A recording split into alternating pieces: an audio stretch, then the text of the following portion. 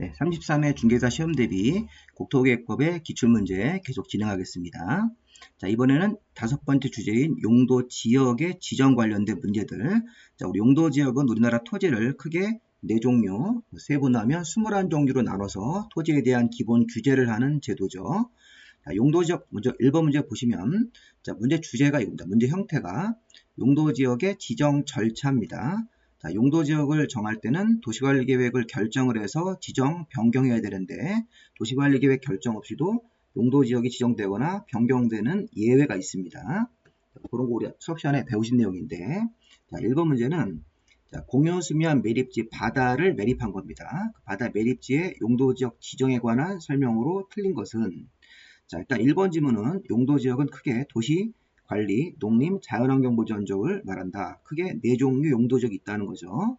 자, 맞습니다. 2번 공유수면 매립 목적이 이웃하고 있는 용도 지역과 같은 경우가 포인트입니다. 자, 매립 목적이 매립지에 이웃하고 있는 용도 지역 내용과 같으면 매립 준공구역은 이웃 용도 지역으로 지정된 곳으로 본다죠. 이웃 용도 지역으로 지정된 곳으로 보고 고시는 따로 해야 된다. 고시라는 절차는 별도로 해야 됩니다.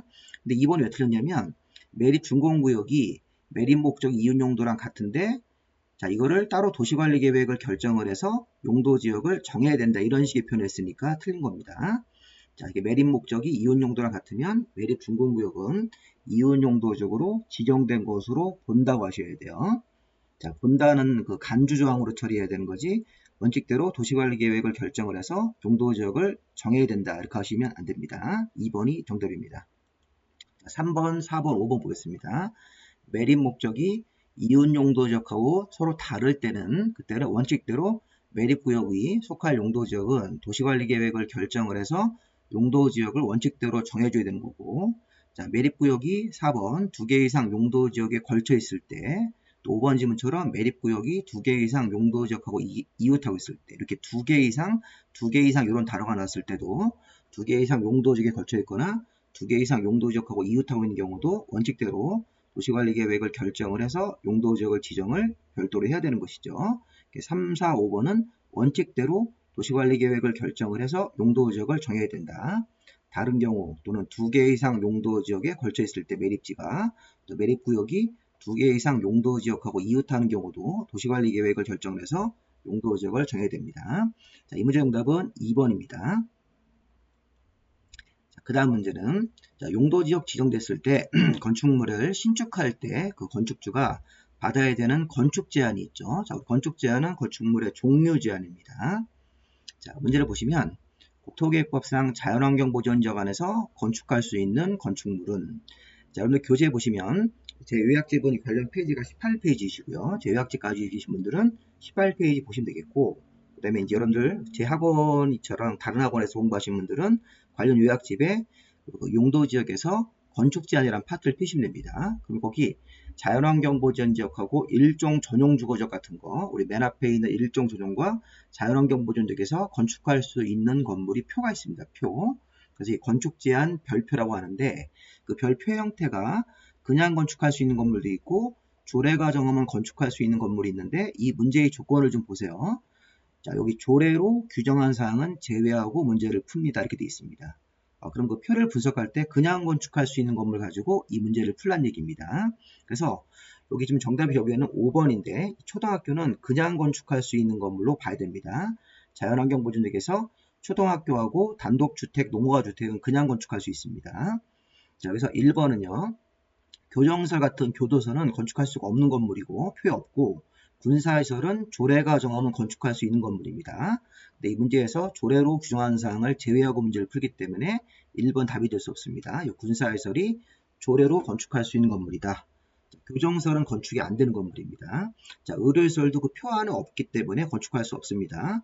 자, 종교시설은 조례가 정하면 건축할 수 있는 건물, 묘지 관련 시설도 조례가 정하면 건축할 수 있는 건물이고, 이 초등학교는 그냥 건축할 수 있는 건물이기 때문에 답이 5번이 되는 겁니다. 그래서 이 문제는 자연환경보전지역에서 건축할 수 있는 건축 제한, 건물의 종류 제한, 그 표를 찾아보셔서 문제를 푸시 바랍니다. 3번, 국토계획법상 아파트를 건축할 수 있는 용도지역은, 자, 이 문제도 건축 제한입니다. 자, 저 수업 시간에 많이 강조를 드린 거죠. 이건 최근에도 한번 또 반복돼서 출제가 됐는데, 자, 이 문제의 유형은 21가지 건축 제한의 표를 다 찾아서, 이런 기본서 보시면 21가지 용도지역별로 건축 제한 표가 있는데, 그걸 찾아서 아파트를 건축할 수 있는 지역 8개를 찾으시면 됩니다. 아파트가 자, 그 표 안에서 건축할 수 있는 건물, 그냥 건축할 수 있든지, 뭐 조례 과정을 할 수 있든지, 그 표 안에서 아파트를 건축할 수 있는 지역은 주거지역 중에서 1종자 빼고 2종 전용, 2종 일반, 3종 일반, 준주거지역, 주거지역 4군데 되고, 상업지역은 중1, 근, 중심 일반, 근린상업지역이 가능합니다. 유통상업은 안 됩니다. 공업지역은 준공업지역만 됩니다. 그래서 주거지역 4개, 상업지역 중1근, 공업지역, 준공업지역. 그래서 지금 답이 준주거지역이 아파트 가능한 지역이고 나머지는 다 아파트가 안 되는 지역으로 봐야 됩니다. 자, 이 문제는 무조건 외우셔야 됩니다. 이거 문제에서 자주 출제가 되는 거니까 이 21가지 건축 제한 표를 찾아서 아파트가 건축 가능한 지역들은 총 8개가 있습니다. 주거지역 중에서 1종자를 빼고 2종 전용, 2종 일반, 3종 일반 준주거지역에서는 그 표에 근거해서 아파트 가능하다. 상업지역은 중심 일반, 중심 일반 근린에서 가능합니다. 유통상업은 안 되죠. 중1, 근까지 아파트를 주상복합 형태로 가능합니다. 공업지역은 준공업지역만 할 수 있습니다. 전용공업이라든가 일반 공업은 안 됩니다. 자, 녹지지역이나 관리지역, 농림자연은 자연환경보전, 아파트는 당연히 건축할 수 없는 지역이니까 아파트가 가능한 용도 지역 8개를 찾아가지고 외워두시 바랍니다. 답이 4번입니다. 4번 문제. 자, 조례가 정할 수 있는 건폐율의 최대한도. 자, 우리 용도지역이 건축 제한을 분석하고 나면 이 건폐율 숫자 같은 규제가 있죠. 자, 우리 건폐율은 우리 55, 66, 57에서 우리 많이 연습을 하셨으니까 바로 숫자를 적용해 보겠습니다. 가장 큰 용도지역입니다. 준주거지역은 70% 이하, 일반 상업지역은 80% 이하, 근린상업지역은 70% 이하, 자, 공업지역은 70%, 전용공업지역은 모두 777, 공업지역은 777이니까 건폐율 70% 이하, 3종 일반 주거지역은 50% 이하이기 때문에 답이 2번입니다. 일반 상업지역 80% 이하가 가장 큰 용도적으로 봐야 되겠죠. 자, 5번 문제. 자, 이번엔 용적률 문제입니다. 자, 용도지역 안에서 용적률이 낮은 지역부터 높은 지역 순서대로 나열된 것은, 자, 용적률의 최대 한도가, 자, 이때는 별다른 말이 없으면 용적률은 상한으로 적용하시면 되겠습니다. 자, 우리 용적률은 주거지역부터 100, 150, 200, 250, 300에서 500으로 준주거지역 올라가는 거 있었죠. 이런 식으로 해서 암기해 주시고요. 자, 우리 보시면 낮은 지역부터 높은 지역이니까 준주거지역은 500% 이하, 준공업지역은 400% 이하죠. 일반공업지역은 350% 이하, 그 다음에 3종 일반주거지역은 300% 이하이기 때문에 여기 낮은 지역이 리을이 제일 낮죠. 그 다음에 디귿이고 답이 5번이죠. 니은번, 그 다음에 기억 순서로 이렇게 오셔가지고 답을 5번으로 적용하시면 되겠습니다. 자, 이런 문제는 되게 쉬운 문제죠. 6번 문제. 자, 용도지역 명칭 중 도시지역에 해당하지 않는 것은, 이것도 최근 문제입니다. 28회 때. 이렇게 거저주는 문제도 있으니까, 자, 당연히 계획관리지역이죠. 자연녹지는 녹지지역이니까 도시지역 안에 있는 거고, 근린성업, 전용공업, 생산녹지 다 도시지역 안에 있는 세분 명칭인데, 계획관리지역은 관리지역이라고 해서 별도로 도시지역 바깥에 있는 땅으로 봐야 되겠죠. 1번이 답입니다. 자, 7번 문제. 자, 용도지역 지정 절차와 미지정 문제를 이렇게 통합을 해서 종합문제로 냈는데, 자, 국토계획 법령상 용도지역 설명이다. 틀린 것은, 자, 용도지역 관련된 지문들을 냅니다. 자, 1번. 자, 용도지역은 크게 도시지역, 관리지역, 농림, 자연환경보전적으로 구분하는 건데, 자, 이렇게 도시관리, 농림, 자연으로 용도지역이 아무것도 지정이 되지 않은 지역도 있다. 미지정이죠. 그럴 때는 건폐율 용적률이나 건축 제한을 적용할 때 가장 규제가 센 자연환경보전지역의 규정을 적용하는 게 맞습니다. 자, 도시관리, 농림, 자연으로 용도지역 지정이 안 돼 있을 때는, 미지정 상태일 때는 건폐율 용적률, 건축 제한은 자연환경보전지역 규정을 적용하기 때문에 이 자연환경보전지역 건폐율 20% 이하로 건물을 지을 수 있다는 거죠. 용도지역이 지정되어 있지 않은 지역에서도 1번 맞고, 자, 2번은 미세분입니다. 자, 관리지역에서 세부 용도지역으로, 원래 관리지역이 보전관리, 생산관리, 계획관리로 세분이 돼야 되는데 관리지역이 세부 용도지역으로 지정이 안 돼 있을 때는 가장 규제가 센 보전관리지역으로 적용해야 되는 거죠. 참고로 도시지역이 세부 용도로 지정이 안 돼 있을 때는 보전녹지, 관리지역이 세부 용도지역으로 세분이 안 돼 있을 때는 보전관리지역 규정을 적용해서 건폐율이나 용적률, 건축제한을 적용하므로 2번이 틀렸습니다. 자, 미지정, 미세분이라고 해석하시면 되겠습니다. 자, 3번은 자, 우리 관리지역, 자, 이건 용도지역 지정의 특례입니다. 이거 본다죠, 본다. 자, 관리지역에서 원래 관리지역 땅인데 농지법상 농업진흥지역이라는 명칭을 지정고시하면 이 농업진흥지역 때문에 자동적으로 국토계획법상 관리지역 땅이 농림지역으로 결정 고시가 된 것으로 본다. 관리지역에서 농업진흥지역 지정고시가 되면 별도로 도시관리계획 결정하지 않더라도 농림지역으로 용도지역 명칭이 변경 결정된 것으로 보는 거죠. 맞습니다. 또 이런 게 유사한 게 하나 더 있었죠. 관리지역 안에 보전산지가 지정고시가 됐을 때는 이때는 농림지역 또는 자연환경보전지역으로 선택해서 결정고시가 된 것으로 본다고 해야 되겠죠. 자, 4번 공연수면 매립 목적이 이웃용도지역하고 다른 경우, 자, 다릅니다. 그럴 때는 매립구역이 속할 용도지역은 도시관리계획 결정을 해서 원칙대로 정해야 된다. 자, 그 다음에 택지개발지구라는 거 있었죠. 우리 어항 전국택 할 때 택지개발지구로 지정고시가 된 지역도 택지개발지구 때문에 기존 용도지역이 명칭이 도시지역으로 결정고시가 된 것으로 본다라는 예외도 있었습니다. 그래서 우리가 어항구역이 도시지역에 연접하고 있을 때, 항만구역이 도시지역하고 연접한 공유수면일 때, 국가산업단지, 일반산업단지, 도시첨단산업단지, 그다음에 택지개발지구, 그 다음에 전원개발사업구역이나 예정구역, 어항, 전국택, 어항구역, 항만구역 이렇게 정리하세요.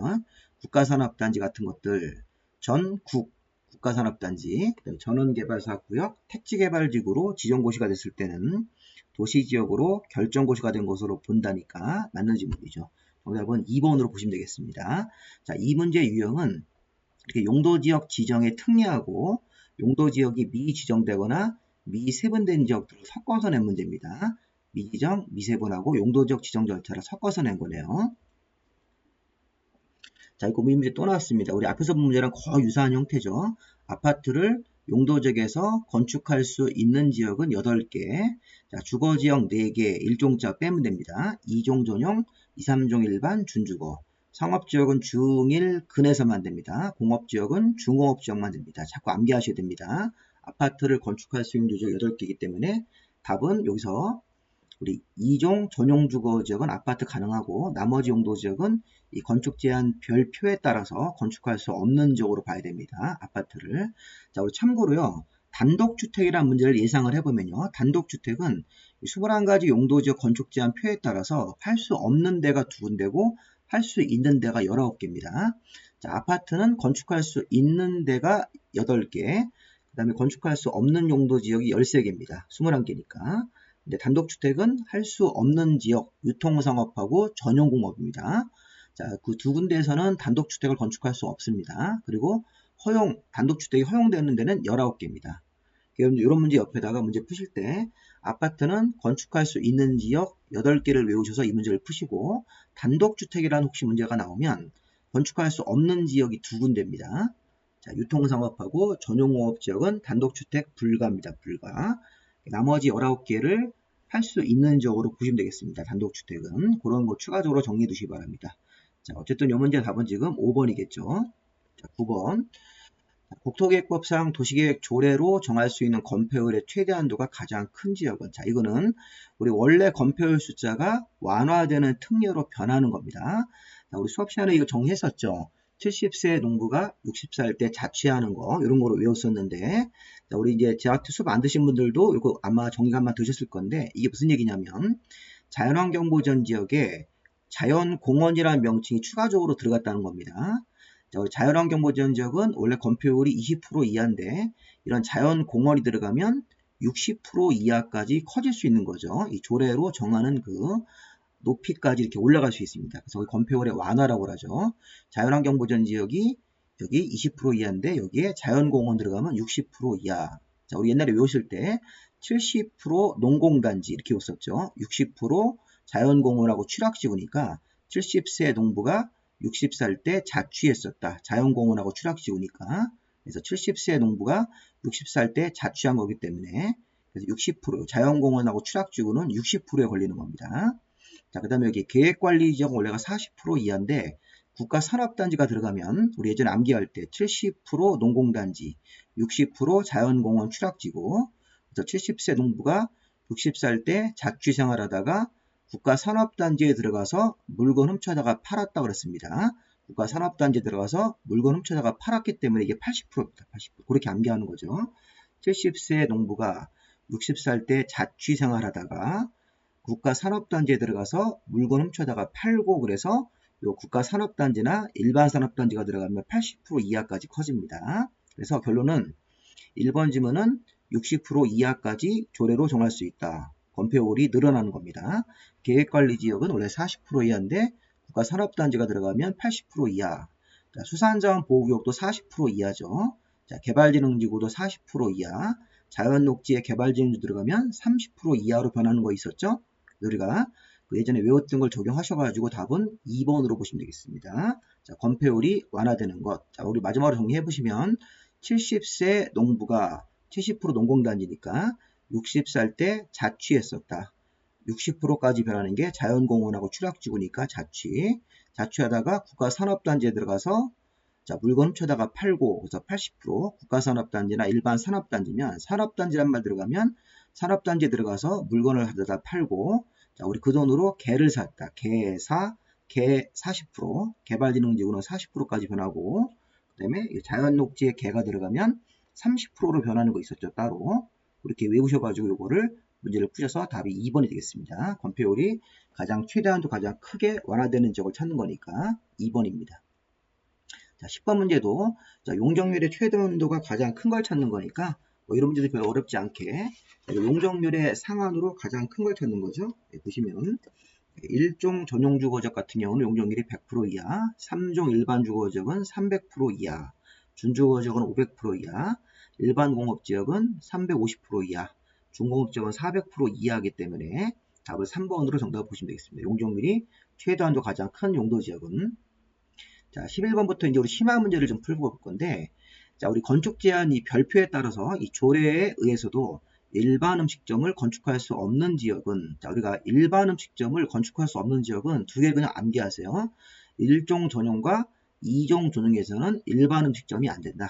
2종 근린생활시설 중 일반 음식점이 안 됩니다. 나중에 1종 전용주거적 표하고 2종 전용주거적 표를 보시면 2종 근린생활시설 중에서 종교집회장만 가능하지 이런 일반 음식점이라든가 독서일 같은 거는 할 수가 없습니다. 자, 1종 전용과 2종 전용주거지역에서는 일반 음식점 같은 것들을 할 수 없다. 술 파는 음식점, 2종 근생 중에 일반 음식점이 안 되는 지역이라고 암기를 그냥 해주세요. 나머지 지역들은 일반 음식점이 가능한 지역으로 그냥 정리하시기 바랍니다.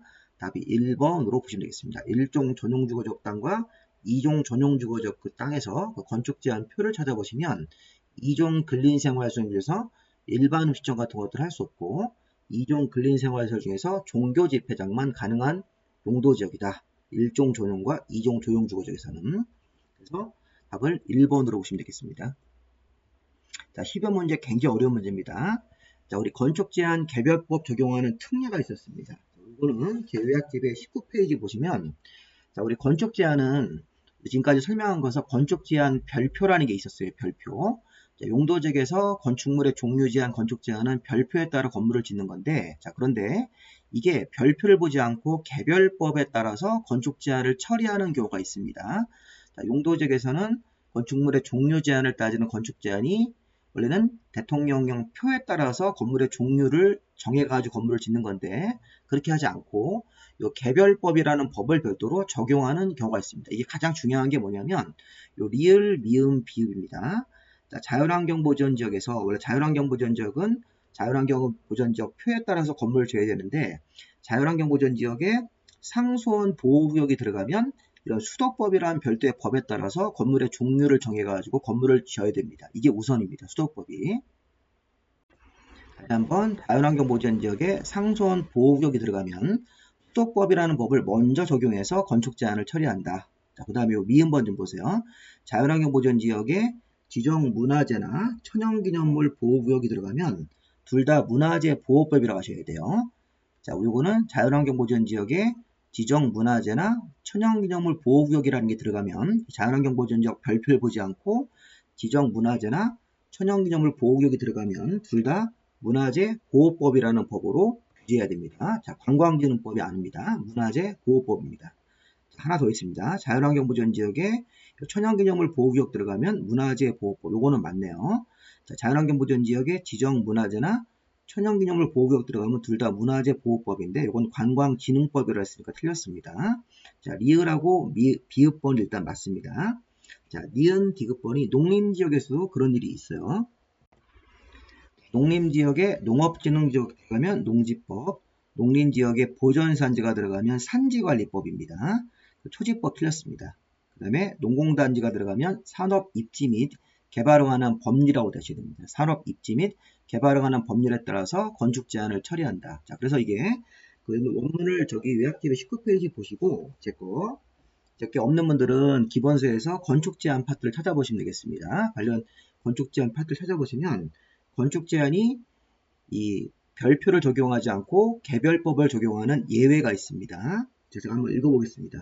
자, 농공단지라 들어가면 자, 기존 용도지역에 농공단지가 들어가면 자, 이때는 별표를 보지 않고 산업 입지 및 개발에 관한 법률 이렇게 하셔야 돼요. 산업 입지 및 개발에 관한 법률에 따라서 건축 제한을 처리한다. 자, 그 다음에 두 번째 농림지역 중 농업진흥지역, 농림지역 중 보전산지가 들어가면 각각 농지법 산지관리법이라고 하셔야 돼요. 네, 농림지역에 초지가 들어가야지 초지법이고 농림지역에 농업진흥지역 들어갔을 때는 농림지역 별표를 보지 않고 농지법에 따라서 건축 제한을 처리한다. 농림지역 중 보전산지가 들어갔을 때는 산지관리법입니다. 그래서 기억하고 디귿 틀렸습니다. 자, 하나 더 해볼게요. 자연환경보전지역에 상수원 보호구역 들어가면 수도법 맞습니다. 자연환경보전지역에 지정문화재나 천연기물 보호구역 들어가면 둘 다 문화재 보호법이기 때문에 여기 미음번은 틀립니다. 그래서 그런 것들이 19페이지 보시면 있으니까 자연환경보전지역에 공원구역 들어가면 자연공원법, 자연환경보전지역에 상수원 보호구역 들어가면 수도법, 자연환경보전지역에 지정문화재나 천연기념물 보호구역 들어가면 둘 다 문화재보호법, 자연환경보전지역에 해양보호구역 들어가면 해양생태계 보전관리법, 자연환경보전지역에 수산자원 보호구역 들어가면 수산자원관리법인데 자, 이 문제는 16회 때 나오고 지금까지 한 번도 안 나왔으니까 일단 참고로 좀 보시고 이건 법의 이름을 외우셔서 건축 제한을 적용하는 건데 어렵습니다. 어려우니까 한번 읽어보시고 이렇게 살짝 이렇게 가볍게 한번 보시 바랍니다. 일단 이 문제는 옳게 연결된 것은 니은, 리을, 미음이 개별법의 이름이 옳습니다. 나머지는 개별법의 이름이 틀립니다. 정답을 우리가 여기 니은, 리을, 미음으로 연결된 답을 4번으로 봐야 되겠죠. 니은, 리을, 기읍이 맞죠. 자, 그 다음에 13번. 자, 용도지역에서 건축 제한인데 이것도 보시면 이건 3종 일반 주거지역 표를 찾아서 이 조례가 정하는 바에 따라 건축할 수 있는 건물을 찾는 건데 이것도 심합니다. 3종 일반 주거지는 2종 일반 주거지는 표가 있는데 그걸 다 공부하기 어려우니까 이 문제도 좀 참고로 보여서 3종 일반 주거지역에서는 조례가 정하면 2종 근린생활시설이 가능한데 단란주점은 제외입니다. 자, 격리병원 같은 것들도 제외입니다. 자, 관람장도 안 됩니다. 자, 그런데 여기 액화 가스 취급소라는 게 우리 자동차 가스 충전소이기 때문에 이런 거는 3종 일반 주거지역의 주택가에 자동차를 운행하시는 분들이 계시기 때문에 이거는 허용이 됩니다. 답이 4번입니다. 자, 업무시설도 조례로 가능한데 3000제곱미터 이하까지만 가능하기 때문에 사이즈가 4000제곱미터면 안 됩니다. 자, 3종 일반 주거지역에 건축할 수 있는 건물 종류 이건 기본서를 찾으셔야 됩니다. 기본서에서 별표를 보시고 제외되는 건물들에다가 4번 지문은 허용이 되는 건물입니다. 자, 이 정도 마무리 하시면 되겠습니다. 자, 14번도 이거 뭐 32회 때 문제인데 쉽죠? 네, 용적률이 최대 한도가 큰 순서대로 나열된 것은 용적률이 최대 한도가 큰 순서대로 나열된 것은 자, 근린상업지역은 900% 이하, 중공업지역은 400% 이하, 준주거지역은 500% 이하, 보존녹지지역은 80% 이하죠. 계획관리지역은 100% 이하가 되겠죠. 용적률이니까. 가장 여기 2번 답을 해서 기역, 디귿, 니은, 미음, 리을 순서로 나열된 것을 찾아가지고 용적률 문제를 푸시면 되겠습니다. 자, 여기까지 마무리하시고 수험생 여러분 합격을 진심으로 기원합니다. 자, 만약에 좀 요약집 같은 걸 구입하기 원하시면 제 핸드폰으로 구입 의사를 주시면 되겠습니다. 자, 여기까지 마무리하겠습니다.